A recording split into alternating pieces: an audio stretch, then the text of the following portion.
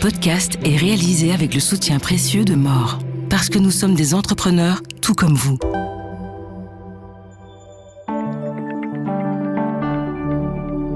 Bonjour et bienvenue dans ce Trends des marchés. Je suis Marion Boxo. Nous sommes le 14 octobre et avec mon invité Éric Joly, nous allons parler de cette forte volatilité sur les marchés avec une question centrale. Doit-on craindre une bulle autour de l'intelligence artificielle ?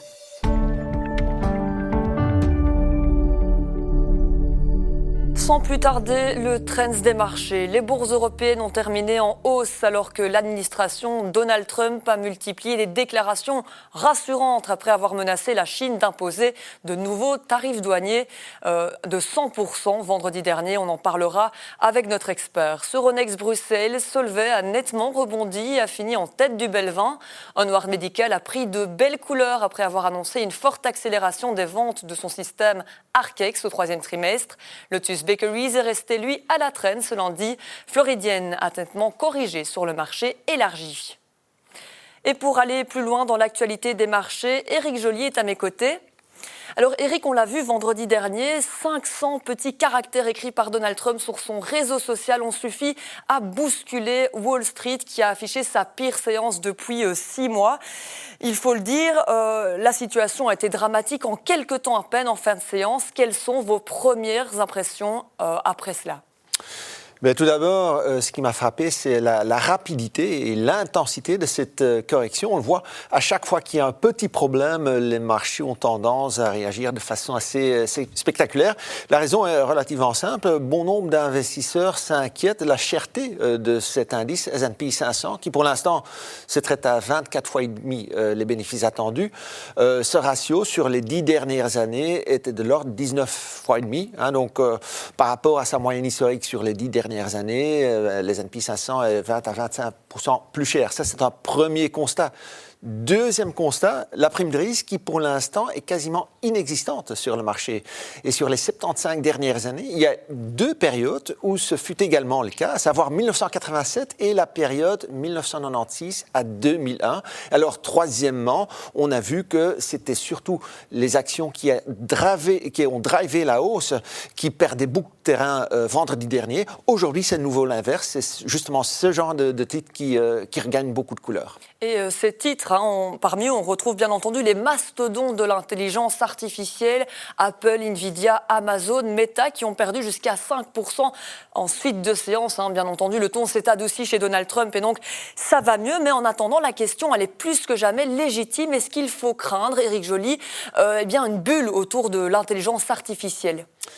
Indéniablement, tout ce qui touche de près ou de loin à l'IA a le vent en poupe. Donc, je vous donne un exemple. Sur les 12 derniers mois, évidemment, les sociétés américaines ont publié des résultats. Et donc, on a constaté que pas moins de 375 sociétés américaines ont fait mention de l'IA dans leur rapportage. Et donc, dans 87% des cas, c'était positif, gain de rentabilité, tout ce que vous voulez. Mais aussi intéressant de constater qu'il ne s'agit pas que de sociétés technologiques. Il y a par exemple Coca-Cola qui a publié dans son rapport, on a fait appel à l'IA pour la production de spots publicitaires. Donc ça va très loin. Mais ces annonces, elles contredisent les résultats d'une étude qui a été menée par le MIT. Cette étude, elle dit quoi ? Elle dit que dans 95% des cas, l'IA générative, elle ne se traduit pas, elle ne s'accompagne pas de gains de productivité. Alors comment expliquer ce décalage ? Oui, cette université américaine n'est certainement pas la seule. Il y a d'autres voix qui s'élèvent pour dire attention, ça devient quand même relativement cher. Il y a Jamie Dimon, qui est le PDG de JP Morgan, qui a signalé lors d'une interview que selon lui, le marché pourrait s'attendre à une correction d'ici 24 mois. Il n'a pas pour autant parlé de bulle, mais bon, ça veut quand même dire quelque chose. Maintenant, il y a d'autres institutions qui sont nettement plus explicites. Le Fonds monétaire international ou encore la Banque d'Angleterre disent clairement, attention, ce que l'on voit maintenant, ça correspond à ce que l'on a vu pendant la période 2000-2001 et la bulle Internet à ce moment-là. Avec des avertissements comme quoi beaucoup pourraient être déçus. Et il faut le dire, les montants injectés en matière d'IA sont phénoménaux. On parle de plusieurs centaines de milliards de dollars et ça devient un peu incompréhensible.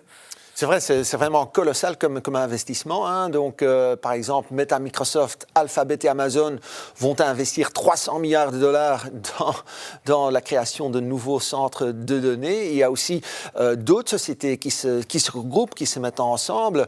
Oracle, OpenAI et SoftBank qui vont investir 500 milliards dans le projet Stargate. Il y a une banque d'affaires américaine, Morgan Stanley pour ne pas la citer, qui a fait le calcul. Selon elle, il y aurait pour plus ou moins 3 000 milliards de dollars d'investissement dans tout ce qui touche de près ou de loin l'IA. Donc voilà. Et alors, on n'a pas encore parlé de la Chine où il y a aussi quelque chose qui se passe. Alibaba, quant à elle, va aussi investir 50 milliards. C'est ça, donc ça dépasse bien entendu le raisonnable. On a du mal à imaginer ces montants. Et la crainte qui domine, c'est que ces milliards ne soient jamais rentabilisés. Est-ce que vous pouvez nous éclairer justement sur ces risques ? Mais justement, pour concrétiser tous ces investissements dans la création de nouveaux centres de données, il faut avoir de l'énergie, beaucoup d'énergie. Et donc, ce n'est pas pour rien que Elon Musk, quant à lui, vient de lancer son premier centre de données avec une puissance d'1 gigawatt. Ça correspond plus ou moins à la capacité d'une centrale nucléaire. Selon plusieurs intervenants, les États-Unis auraient besoin de 90 jusqu'à 250 gigawatts. Donc, raison pour laquelle une société comme Nvidia, en théorie, en principe, devrait avoir encore de belles perspectives de rentelle. Maintenant, il y a plusieurs questions qui se posent. Quid s'il y a un problème dans l'approvisionnement de cette énergie?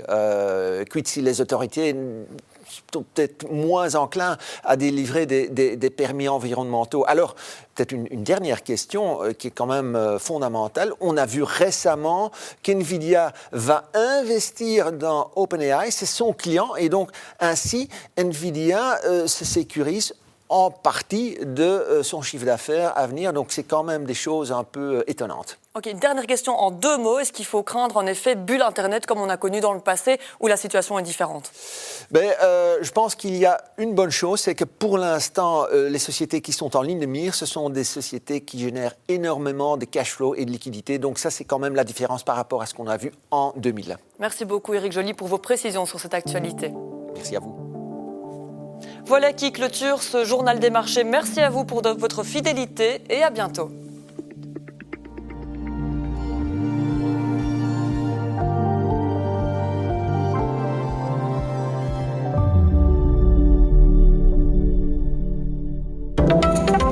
Interrogez-vous sur vos marges pour créer plus de valeur.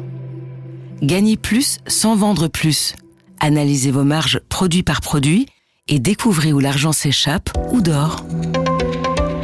Mort, parce que nous sommes des entrepreneurs tout comme vous.